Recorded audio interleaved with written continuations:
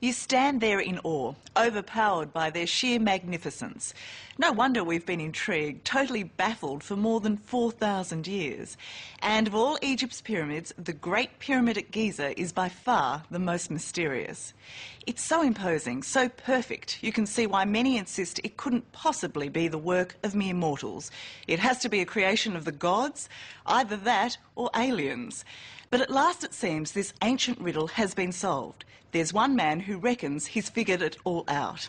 And he's willing to share his amazing discovery with us, to take us to the very heart of the mystery, deep inside the Great Pyramid, where very few have ever been.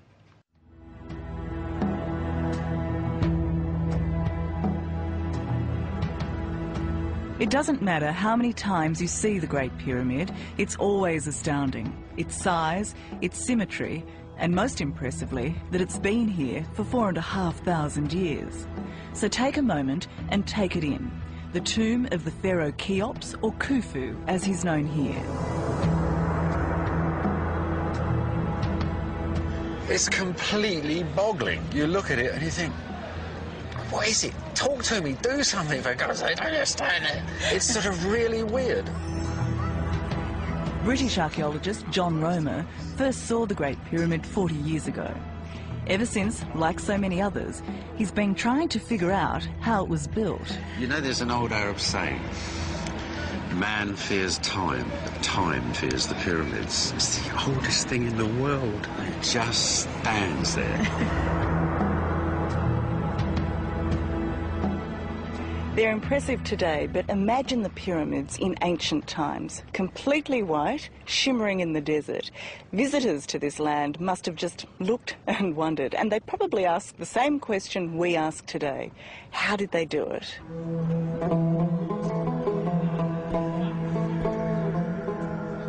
In this land of pyramids, the Great Pyramid is pure perfection. It's not just a huge pile of rocks neatly placed on top of each other. Okay, so everyone talks about the great precision of this pyramid, but looking at it, it looks a bit rough, actually. Yeah, it doesn't look too bloody precise, does it? But made well before mathematics was recognised, 2,000 years before Pythagoras came up with his triangle theorem, its perfect angles and joins make this the most precise and most confounding building in the world. You just need to know where to look. So you get this angle, where this meets this, and you get the angle of the pyramid. Yes, Is exactly. that right? That's right. Now, this angle has to be so precise, because if you're a wee fraction of a degree out, where it takes off from the bottom, you're going to be yards out, up in the air up there. What is mind-boggling about the Great Pyramid is that it's a really complex building designed with some very simple tools, the naked eye and a piece of string. For much of it, they used a plumb bob, a string with a weight on the end, and they lined it up to the stars to create one of the most accurate buildings of all time. 45 centuries later, it is still more precise than many modern skyscrapers. Obviously, the precision was no accident, but how the ancient builders got it so right without modern equipment, no one's worked out until now. So what are we looking at here? Well, this is one of the 4 survey points that are absolutely key to understanding how this pyramid was made. People have been tripping over these survey marks for centuries, but extraordinarily, John Romer is the first to see their significance, to crack one of the pyramid's startling secrets. That's the third one. That's the third in the line. Yep. This one here is really exciting. He's discovered a one-to-one plan of the pyramid mapped out on the Giza Plateau, right next to the Great Pyramid. The plan of the pyramid is the pyramid itself, because if you really want to keep something that accurate, the way to do it is to make your plan at the same size as the finished thing. By measuring out the life-size plan with string, the Egyptians were able to get their ancient calculations, cubits, perfect.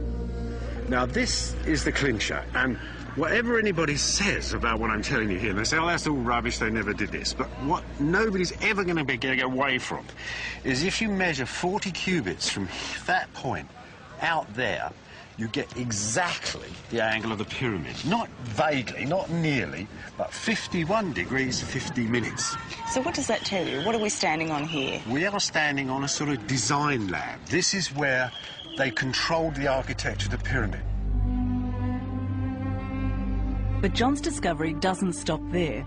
He believes he's found yet another plan, one for the inside of the pyramid, similar to the exterior but slightly offset. The difference between the two grids giving the pyramid its magical angles. Why haven't these two plans been discovered before now? People were looking for a single design, and what I found was there was no single design, there were two. You know, two designs just slightly disjuncted one from the other, rather like a double helix. And that, I think, put earlier people off, because what they imagined was there must be a single plan. It's called Mahmoud's Hole. You go in, and the stonework is just as well laid in here as it is outside. It's here, inside the Great Pyramid, where the accuracy counts, in its steep, confined corridors. This is the world's most accurate rock-cut tunnel. These tunnels are so narrow because they weren't built for access, but as control lines for the builders. This is where the roots of the pyramid, this is where it all began. We're now entering the biggest space in the pyramid, the Grand Gallery. Look at that, huh? The Grand Gallery. And it is grand, isn't it? And the majesty of its polished walls and vaulted ceiling takes your breath away. When we get to this, which is the masterpiece of the whole bloody pyramid, this is... At the top of the Grand Gallery is the Great Step, a big piece of stone smack bang in the middle of the pyramid. And to the ancient Egyptians, partway through their construction, proof the pyramid was on track. It's the refoundation of the pyramid. You know, this is the centre line. We're setting it up again. So the head of the pyramid, the point of the pyramid, was exactly there. That line up, exactly where my point of my finger, 300 feet up there. Creepy, really creepy. So this proved to the ancient Egyptians that they'd got it right to this point. Well, it didn't. They sort of thought they had, because they're nowhere checking. No, that's right. So they get to this point, and they're dead on. We can't find anything wrong with them at all. Duck down. One more short, cramped journey, and we're in the heart of the pyramid, in King Khufu's burial chamber. So here we are. It's the burial chamber of the king. The climax of the pyramid. That's where he was buried, over there. Of course, they never found him, did they? No, and his name's not on the box. There's nothing. It's completely plain. It's like the other rest. There are no ornate hieroglyphs in this large tomb, but its granite walls are perfect. These drawings are fantastic, aren't they? Yeah.